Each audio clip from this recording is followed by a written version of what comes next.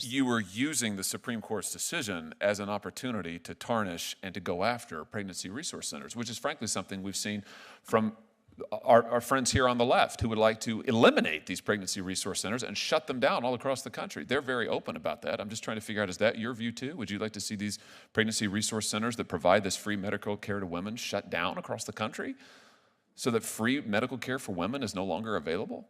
Hey there, welcome back to Next Gen. Today's hot topic is a fiery confrontation on Capitol Hill. Senator Josh Hawley recently grilled a judicial nominee about her controversial views on abortion and pregnancy resource centers.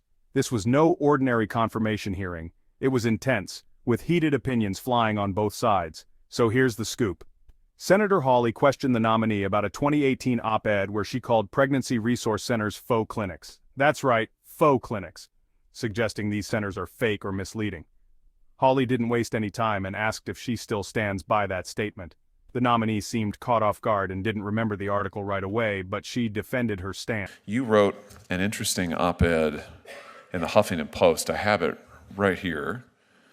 You said in this op-ed that pregnancy resource centers are nothing but faux clinics, that's your word, that pose as real medical facilities. Do you remember writing this? I don't remember that particular article, Senator, but I take your word for it. You don't, it was 2018, you don't remember writing it? Just not that particular article, but I'm happy to answer whatever questions you may have about it. Well, let me just ask what you meant by faux clinics. Do you stand by that pregnancy resource centers are faux clinics that pose as medical facilities? Faux means fake, of course, so you're saying that they're fake clinics? Senator, I believe the case that you're referring to is the NIFLA versus Becerra case, and I was involved in that case as an advocate on behalf of amici, and the case concerned a California law that was a consumer protection law that was enacted after some women reported that they felt misled about the types of services that were available at the centers, and that's all that I was referring to there. Well, no, I'm asking about your comments that pregnancy resource centers are faux clinics. We have had representatives from pregnancy resource centers here before this committee testifying under oath who testified that at their centers they employ trained, licensed medical professionals. So is your testimony here that these folks are lying under oath, that that's not the case, that these centers are all fake?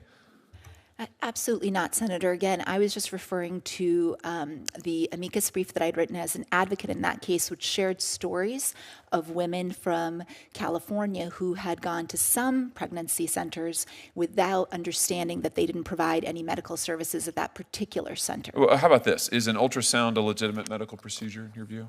Of course, Senator. Okay.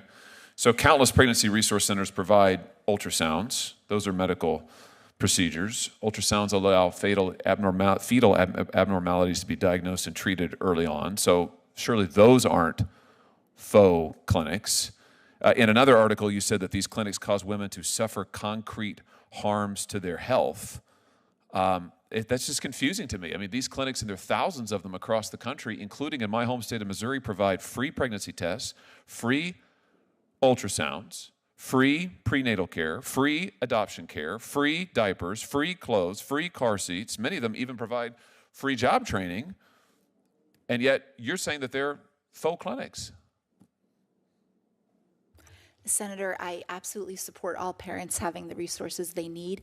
In that article, I was merely speaking as an advocate about the particular law that had just been evaluated by the Supreme Court, which was a consumer protection law in response to some women who had felt misled by some centers. You were using the Supreme Court's decision as an opportunity to tarnish and to go after pregnancy resource centers, which is frankly something we've seen from our friends here on the left who would like to eliminate these pregnancy resource centers and shut them down all across the country. They're very open about that. I'm just trying to figure out, is that your view too? Would you like to see these pregnancy resource centers that provide this free medical care to women shut down across the country so that free medical care for women is no longer available?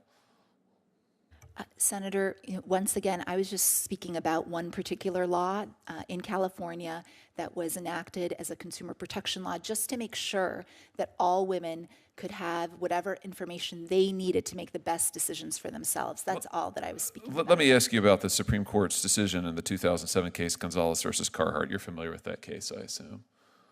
Yes, I know that case. Let me just read briefly from the case. Dr. Haskell went in with forceps and grabbed the baby's legs and pulled them down into the birth canal. Then he delivered the baby's body and arms, everything but the head. Then the doctor stuck the scissors into the back of his head and the baby's arms jerked out.